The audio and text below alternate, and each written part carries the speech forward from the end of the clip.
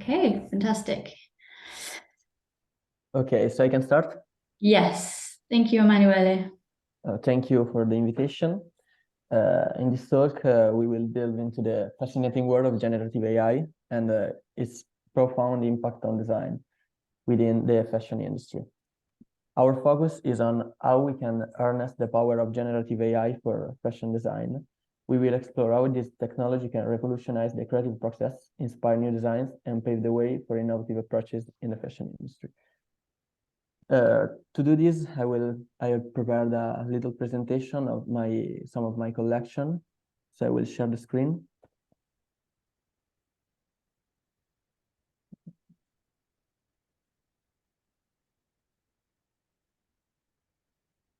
Great, we can see your screen. Perfect. Can you see the presentation? Yeah, do you want to just try going left and right just to see if... It Yeah, works? okay, perfect, it Perfect. works. Okay. Point one, know the tools, of course. And we will talk about Midjourney. And fully leverage of the potential of generative AI in fashion design is essential to familiarize ourselves with this kind of tools. And first, I will present my journey into AI. I started like 1 year ago by using DALL-E when I was selected as a beta tester.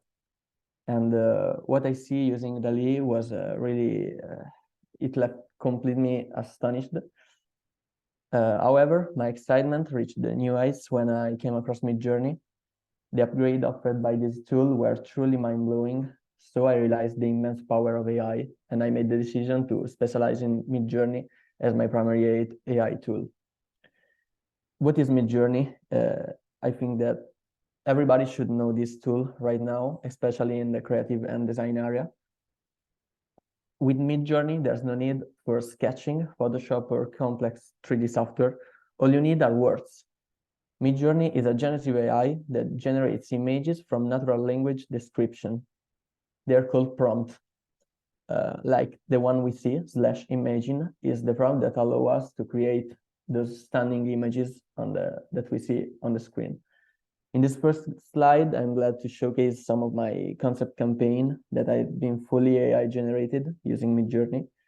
From Prada Percressi collection inspired by the vibrant world of snorkeling to the Gucci Hotel collection on the top right corner inspired by the aesthetic of Wes Anderson, I've been able to bring this amazing collection to life in just a matter of hours.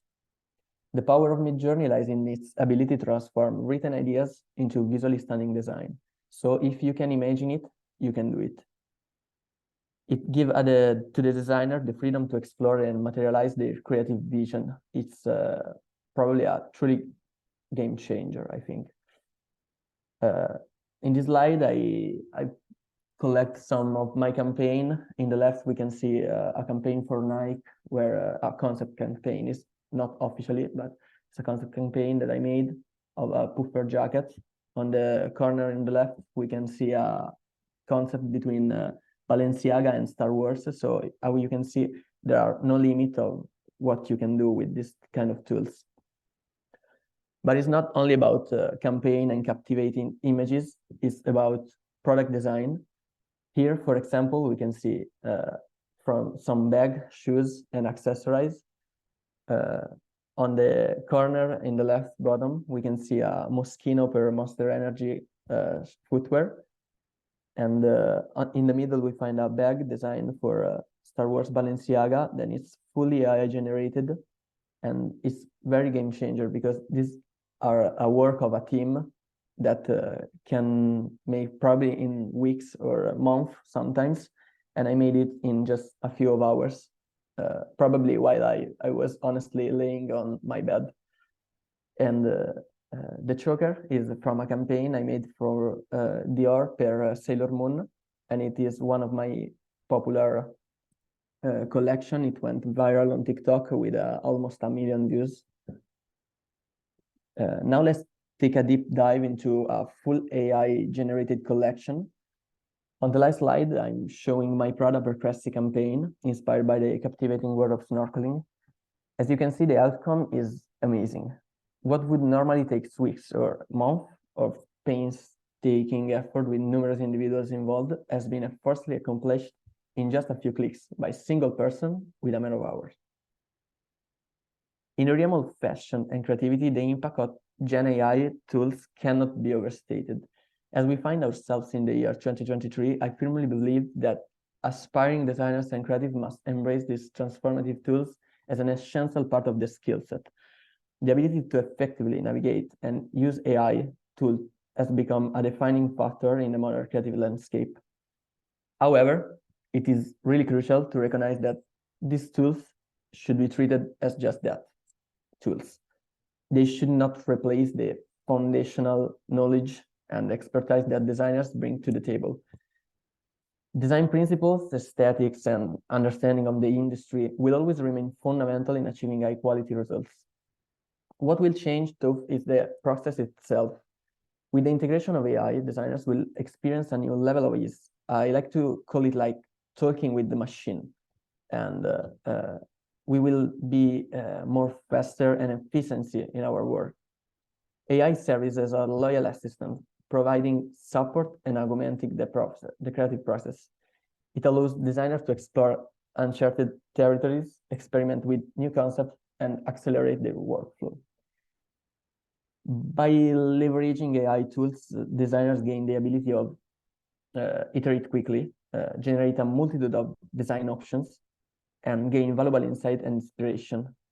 And the combination of human creativity, or at least I think that the combination of human creativity and AI assistance opens up a realm of possibilities, empowering designers to achieve their vision more effectively than ever before. And ultimately, the successful designer or creative professional in 2023 will be the one who understands how to harness the power of AI, while maintaining, of course, a strong foundation in design principles. Embrace AI as you trust Dali. A tool enhances your capabilities and amplifies your creative output.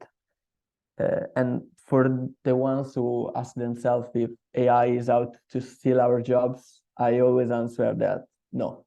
AI in the form of prompts, generative AI, and other creative tools serve as a valuable assistant to designers and creatives. It amplifies their capabilities, offering inspiration, generating ideas, and facilitating the creative process. AI is definitely not here to replace human creativity, or at least not for the moment, but rather to collaborate and enhance our potential. AI will not steal your job, but probably designers that know how to use AI will. And that's all. If there's some question, I will be glad to answer.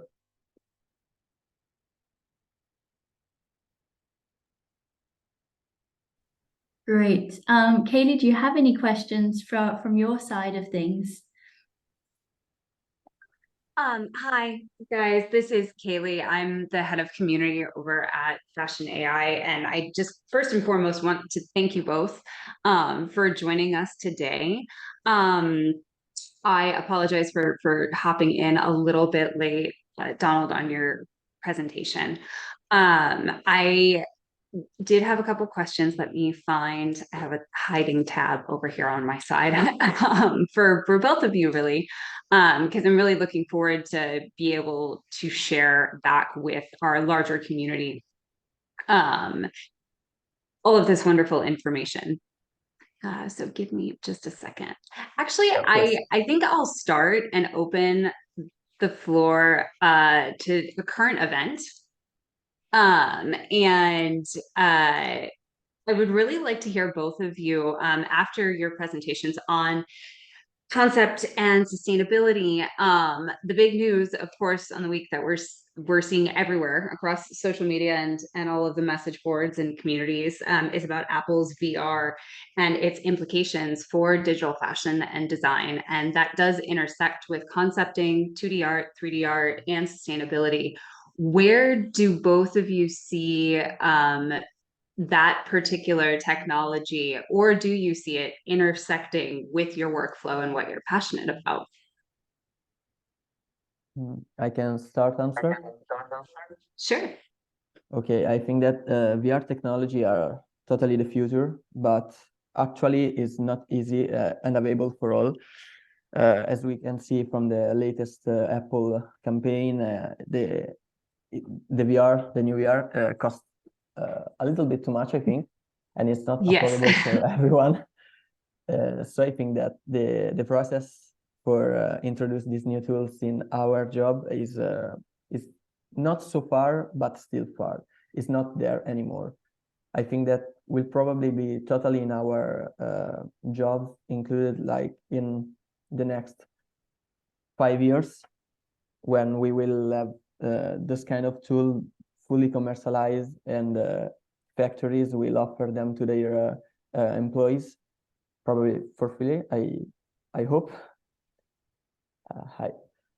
And but of course they are very powerful tool. Like I like sometimes to use 3D software to model and doing other stuff.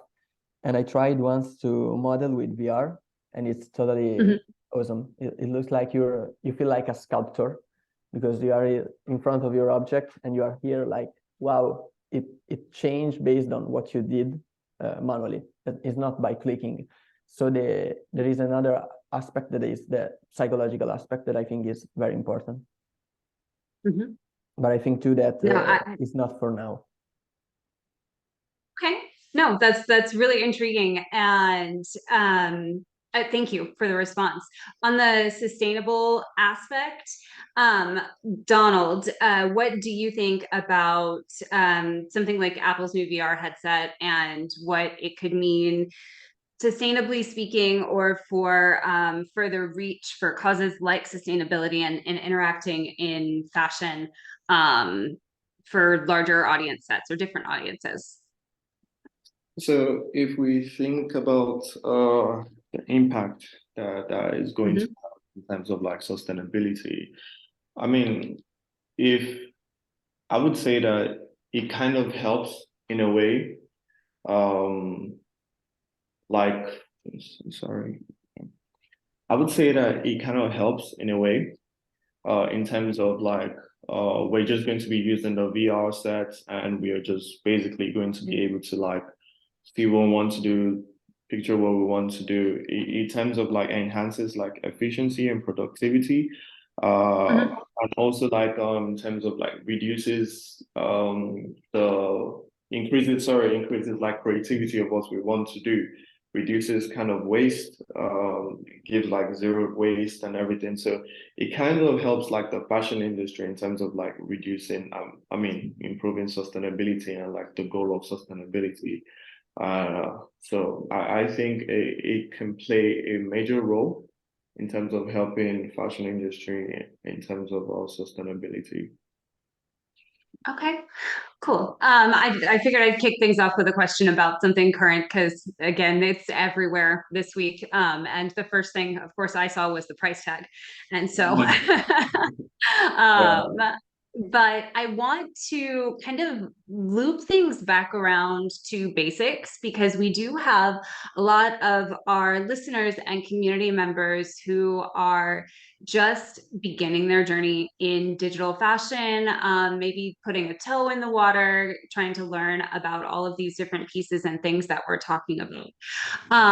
And so one at a time, I'd really like to ask you both, if you were a beginner today, what is the best advice? Where would you begin, or suggest someone that's new to this space get started? Would it be in taking a course on prompt engineering, into diving into something like Midjourney, to simply play, to break out the sketchbook and then take that back into the digital realm? I'd really like to hear more, because you both have varying backgrounds.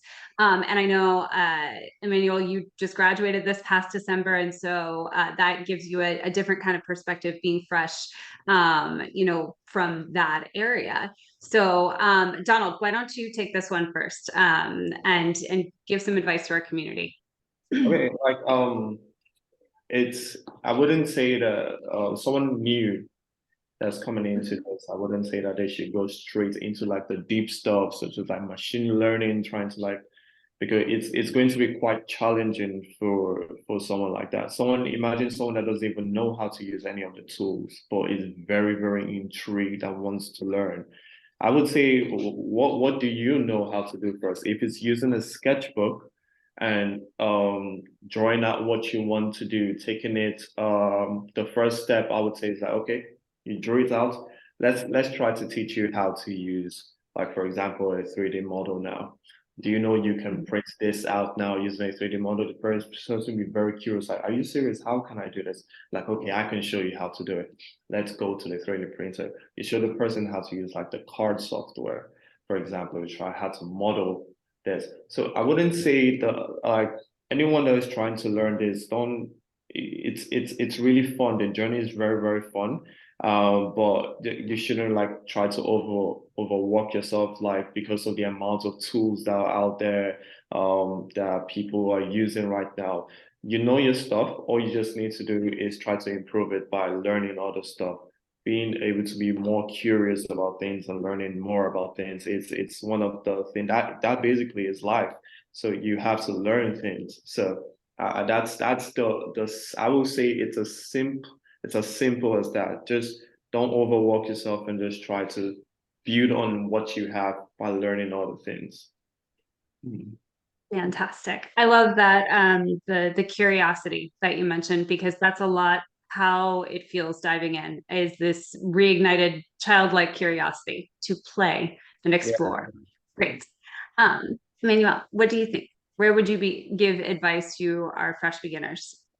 Totally agree with Donald, and I would probably recommend people like Donald to start in the terms that curiosity, yeah, and of course sustainability, because it's the future. That's not a joke. That's something to take very serious. And the new generation are those who have the weight of everything on their shoulders, and they have to do something first, not for us, but for themselves. And so, of course, I will suggest to learn how to do everything, not only design, but in every field. What are you doing now?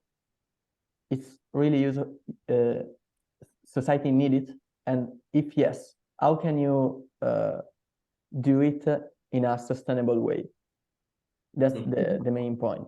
And of course, to don't refuse to use new technologies and tools like AI, like I'm doing, because they can be helpful. I would really like to understand sustainability process behind AI, because this is something that makes me very upset sometimes, thinking that there are millions of computers elaborating and processing data every time I generate an image, and I don't think that that's very sustainable. I don't know if I can ask to Donald if you know something. Yes, no, please feel free to ask each other questions. I would love that. And Donald, absolutely, I would actually really love to hear your thoughts on that. Thank you. So can you repeat the question? Oh, yeah, the question Emanuele, was, can you repeat the question? Yeah, the question is if you know something about the sustainable approach to AI, in the terms that probably there are millions of computer burning data, and it's not I don't think that is so sustainable, this process. I mean, a sustainable approach to using AI tools, and if you say the fashion, I wouldn't say that I know much on that aspect. But what I'll say is basically AI, as we all know, basically how AI is a great tool to use in terms of sustainability, and how impactful is changing like the fashion industry, helping us like reduce a lot of things that we're making, basically helping tailors and everything.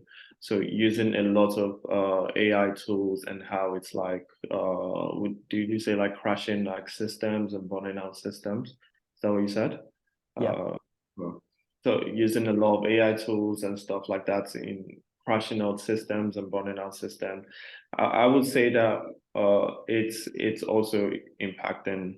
It's going to be impacting like the environment in a way, like we should basically have one, I wouldn't say one AI tool that we can use generally in the whole fashion industry, because there are more innovative companies that are coming out that are basically lending help to the fashion industry. But we have to also be very cautious of the type of tools that we are going to use, as if we say that we are trying to solve a problem, we should also not be creating another problem with the amount of tools that we're using.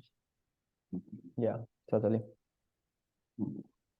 No, that is really good insight, and I think you're absolutely right, Donald. That made me think of two additional questions, honestly, but now I want to take the idea of sustainability and use it a little bit with accessibility. So to your point, there's not just one right tool or platform or anything to do that. And to be more sustainably focused across the industry, going out and running to immediately pre-order the Apple VR headset, and that's where we're going to get started. That's a $3,500 investment, and maybe you're brand new and excited, and kudos. But I mean, I can tell you I'm still fairly new, and even if I weren't, there's still a lot to learn as we're evolving faster than any of us can functionally keep up. I can play Beat Saber on the Oculus. That is my powerhouse on VR. So what about accessibility to learning, to functionally accessing these programs and being able to dive in? What do either of you have any thoughts and or potential solutions for making this space more accessible to people who are excited? But I know we talked about where to get started. It's sometimes not as simple as being able to go out and buy a new gaming computer or a digital drawing pad, or even being able to afford a membership, monthly subscription to something like Midjourney or Photoshop, things like that. What do you think we can do to make the space more accessible? Because I do think that goes hand in hand with being sustainable, is open access. If It's funny enough, I was actually thinking of something like this. I think that was like 2 weeks ago, and what I was thinking about was like, okay, if I was to rephrase this question to the way it was in my head 2 weeks ago, it was, how do I increase like people that are more curious that want to enter into like the digital fashion, that don't have any tool? How can they start learning this type of tool with this type of tools? And I was like, okay, why don't like an AI software, like imagine an AI software was created like for kids, like little kids that are into like, they just want to draw out things and stuff like that, they will be more passionate about like drawing. I know I had a cousin that she loves drawing on a sketchbook, and I was looking at it and I was like, oh man, imagine if she could start using this on like an AI system that could be really accessible for them, that isn't really, you wouldn't charge people for it. It's just people coming together, like minds coming together to share ideas about creativity. So if in terms of accessibility for people, I would feel like a way to solve the problem, or if we'll say that that's a problem for accessibility, is like creating sort of a platform where like minds come together. You don't have to charge them on it, because even a 5-year-old, 10-year-old can say, I want to join this, and just be happy to just look at the way experts or people that are far more experienced at creating things, and may just try to do stuff on their own and just be a little bit, they may be playing around with the tools, and that's how they may learn and develop themselves, rather than just like waiting all the way to the old and to just try to like start learning like such like difficult tool. Yeah, I like that. Emanuele, what do you think? I think that is a very, very important point for me, because I always like to, I'm very young, I'm 24-year-old, and I finished my study in December. And before that, I always did jobs like not related to design, like cook or waiters in restaurants and stuff like that, just to pay my design studies and tools. And last year, I, of course, can't afford the Mid-Journey monthly update. And I met a curator from France that said to me, hey, I like what you do. Okay, I will pay for you.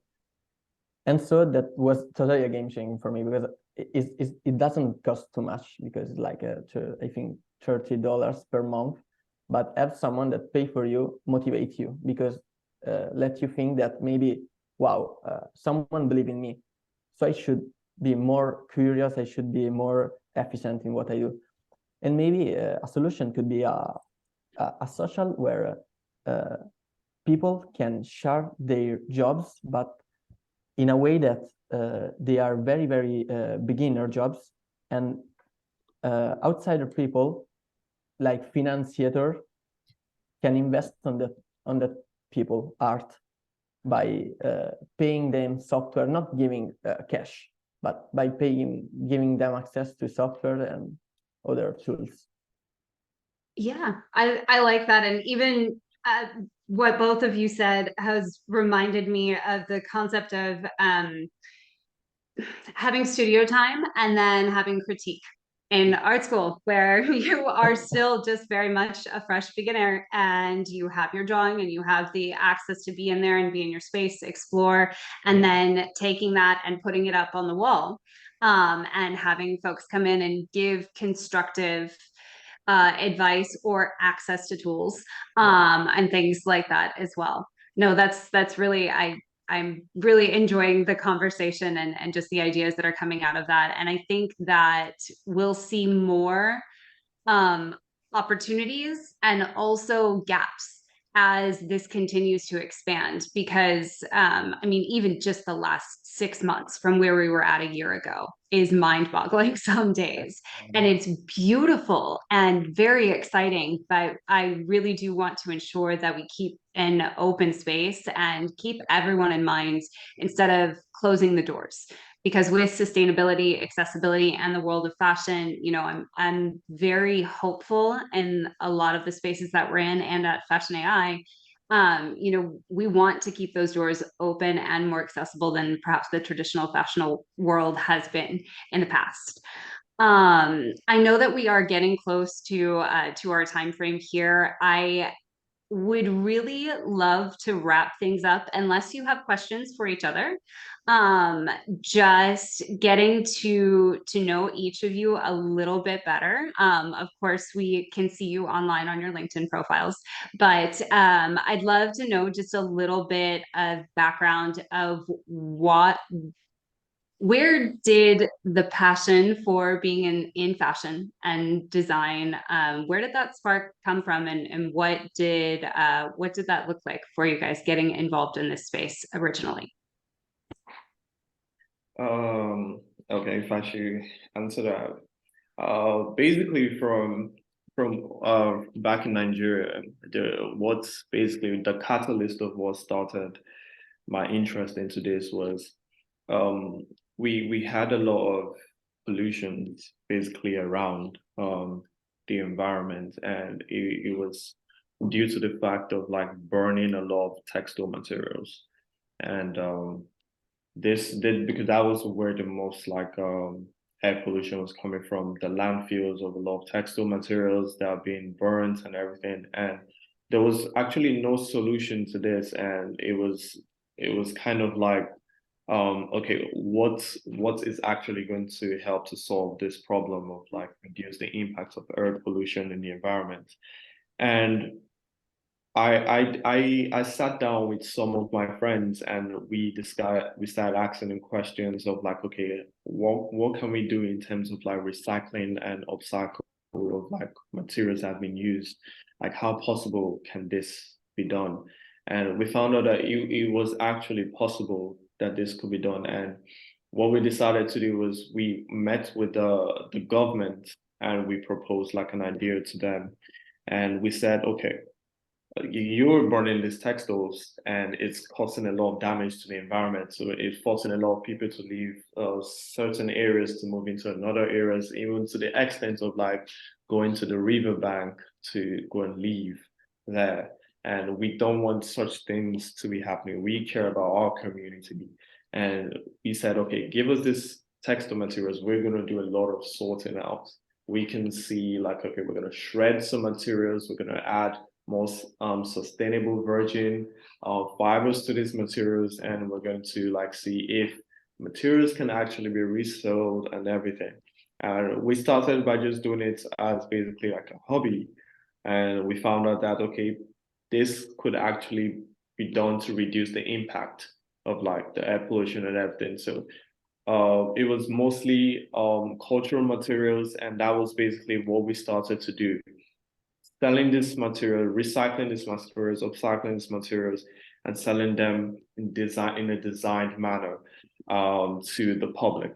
So basically that was where my passion for fashion came in, and tried to design, create basically what people would say that it's discarded, that they cannot use again, creating something out of that and making it new and trying to see how it can repurpose into people's lives. So that was That's beautiful. I love that. And I'm still just so happy to have you both here today.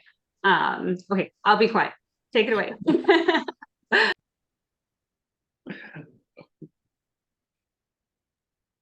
Awesome. Well, thank you so much, everyone, for joining. Do you have any last kind of final, Emanuele, were you going to answer as well? Can you hear me? yeah. Okay, my phone Yes, falls now we on can. on the keyboard. It was a panic moment. Okay, yeah, my passion for fashion came from the idea of seeing fashion evolving like with society at the same step. Like as we see, if we want to understand society in this deeper way, and so like with society, human being and psychology behind that, we have to study fashion and fashion costume and the evolving of fashion industry too.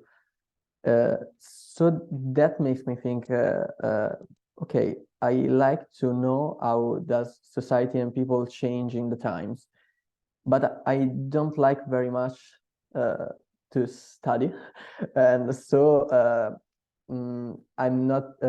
I thought that Perkers like story or philosophy stuff like that doesn't work a lot with me, and plus I always love art. I always be involved with art from when I was a child. Always like to draw. Always like to create stuff and doing digital, because I'm very passionate with innovations and technology. And so I decided to start study fashion. And first of study fashion, I had I tried to open my own brand at like 17-year-old. Very cool experience without any knowledge, but it makes me realize how much there is behind a brand, how much there is behind fashion. And so I decided to just close it and start studying. That is the best way to take knowledges. So after my graduation, I just fell into AI. That's the main reason why I'm here right now, I think, because that's I think that is a very big moment in history of design, with the not so much for Midjourney, but probably more for tools like ChatGPT, that is actually considered like the new internet. And I'm very happy to live in this moment, because I can't wait to see what is coming for. And seeing people like Elon Musk and other big CEOs terrifying and scared by this new technology makes me feel like in a cyberpunk era where we are going through, I don't know, the end of the world or some post-apocalyptic stuff. And so it's funny how this all is impacting the fashion industry. Is no, thank you. And it's funny that you said cyberpunk, because I remember just telling someone the other day that the book Snow Crash is where the idea of the metaverse came from Yeah. in the first place. And I've been thinking about that quite a lot lately myself, and sort of that juxtaposition of childlike curiosity and excitement with the AI overlords, kind of a terror. But either way, I really think that these new tools are clearly, they're going to change not just the fashion industry, not just the way that we work day in and day out, the way that we work with one another, but it's really going to reshape a lot of society and how we approach work, sustainability, design, administration, Zoom meetings, and things like that. And it's beautiful to be at this moment in time, being able to have this kind of a conversation right now. And I really just want to say thank you again for taking time with us today. I am so sorry about some of the technical difficulties on the front end, but Frankie and I will be following up with you both after this session, just to do some wrap-up pieces and talk some more. And I am just excited to see what you both continue to do and put out into the world. So with that, if you have any questions now, please ask them for us. But otherwise, I think I will wrap up and let you get back to your evenings, probably at late afternoon. I have to apologize. I'm over here on the East Coast, so it's a little bit earlier in the day for me. That's fine. For me, I don't have any question, but I'm really, really glad to have met you, Manu, and I'm very glad to have met you. And Frankie, thank you for having us today on to be able to discuss like minds do think alike. We really do appreciate you for having us here today. It's been great to have you. Yeah, really, real thanks too. I'm really glad to be there and to meet Donald too, because it was very interesting. I would really like to gain more information about sustainability and how to approach it to my designs. And thanks again for all the support, not only this school, but I always see you interacting with me on LinkedIn, and that's very important. It means a lot. Thank you. Thank you. Well, have a lovely weekend. We'll be in touch very soon. All right. Thank you both. Thanks. Bye. Bye-bye. Bye.